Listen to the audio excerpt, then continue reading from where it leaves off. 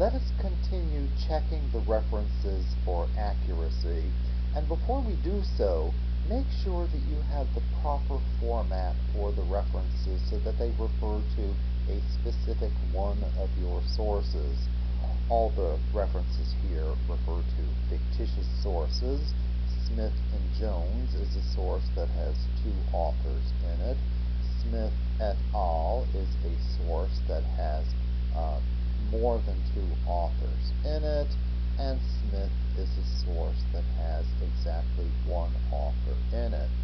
If you are in a situation in which two of your sources are written by the same author, don't be concerned about it at all. That, in fact, will happen on occasion. It should be no problem for you whatsoever because you have the page numbers that will distinguish one source from another.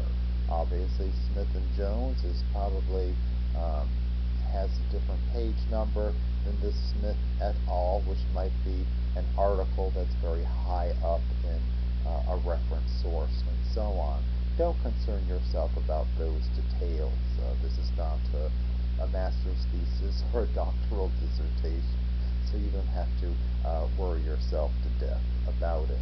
This is a very simple form of citation that is used in undergraduate courses. It's not exactly precise, but it's close enough. It works just fine. Now let's examine each one of the references that we have here for accuracy. One of the first thing that we're going to look at, of course, is something I cautioned you about right at the beginning of my presentation on it, and that is not to repeat the same source within the same paragraph. In section 4, you see that we have this same reference 1, 2, 3 times in it. You do not want to have that.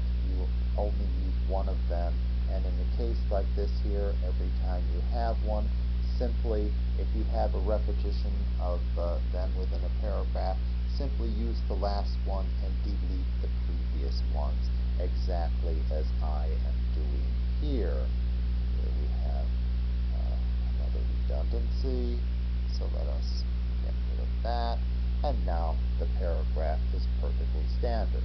We have one reference in it. It is not repeated numerous times. Now the next thing with the references is to make sure that they have no extraneous punctuation or abbreviations in them. There is no reason to have a comma in one of these. I don't know where people ever got the idea that there should be a comma in them. I have asked a number of English instructors about it, and they don't know either.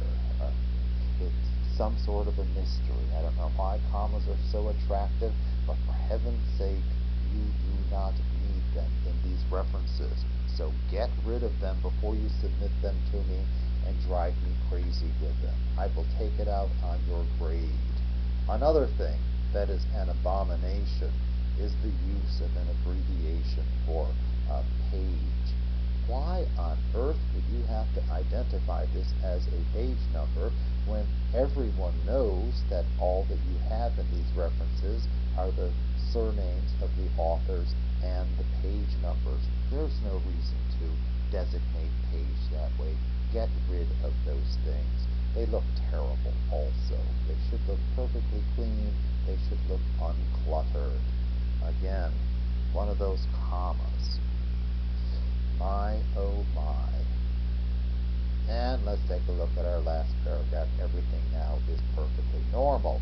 So in terms of the expression of them, every one of them is perfectly clean. It has just the name or names of the authors in it and the page number or page numbers in it. What we need to do to conclude our look at the references is to ensure that all of them occur within sentences. They make no sense whatsoever as entities floating about on their own.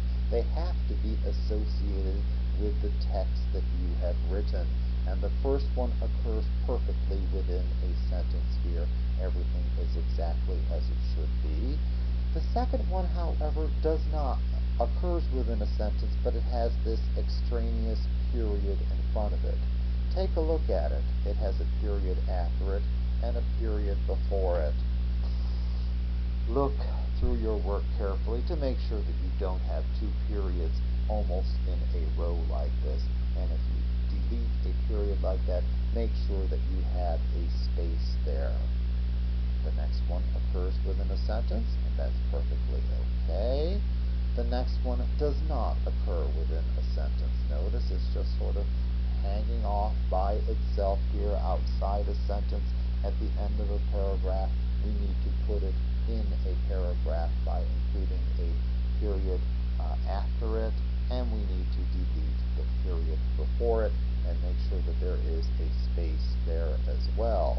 The next one occurs within a sentence as it should, and the final one occurs within a sentence exactly as it should as well. So basically our references are in very good order. Now the next thing on the style guide, number 6, is to make sure that you have no direct quotations. And in fact, people, there is no reason whatsoever for you to have a direct quotation as you see here.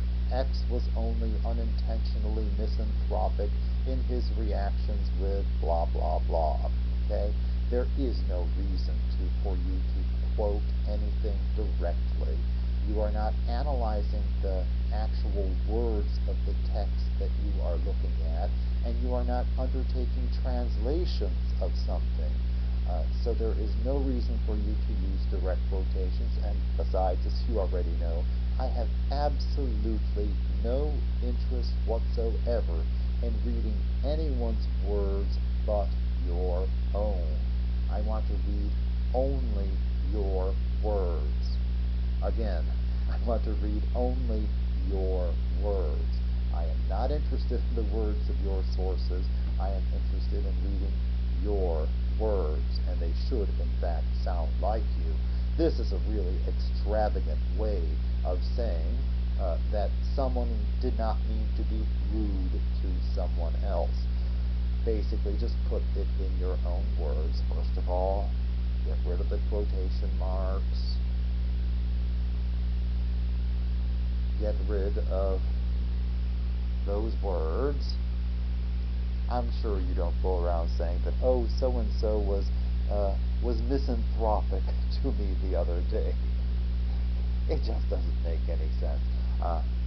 Basically, put things in your own words. So all we need to do here is to say that X did not mean to be rude to, and so on. Something simple like that. And that is much, much easier to read. It sounds an awful lot more natural, and it makes a better impression. Make sure that everything that you write is entirely in your own words. Do not become so enamored of someone else's writing or writing style that you actually begin to imitate them and perhaps even borrow words or phrases from them. There are lots of things that sound perfectly natural and are perfectly suitable in one person's style of writing, but that will stick out terribly in another person's style of writing. And here's a very good example of that there. Take a look at this particular locution here. Obtained tuition from. Now, that means something to you, I'm sure, but it is not what is intended in this particular situation here. Obtained tuition from is an extremely grandiose way of simply saying that someone studied with someone else. Do not use any extravagant locutions or turns of phrase like that if they are not a natural part of your writing style. The best writers writing sounds exactly like those writers do. And in fact, that's what you should strive to have in your own writing. Your own writing should sound very much like you. When you receive an email from me, it sounds very much like me, doesn't it? It doesn't sound like someone else. It doesn't sound like one of your friends, one of your relatives, one of your neighbors. It sounds like your music appreciation instructor. I have never tried to predict, well, actually, there have been occasions in the past when, as a student, I thought it might be wise to sound like someone else. My professors immediately took me to task for it. They beat it out of me. I learned from that experience, and I have benefited from that experience. I hope that you will do the same without any of the suffering that I had to go through to learn that lesson. Again, just be yourself. You will always succeed when you are yourself.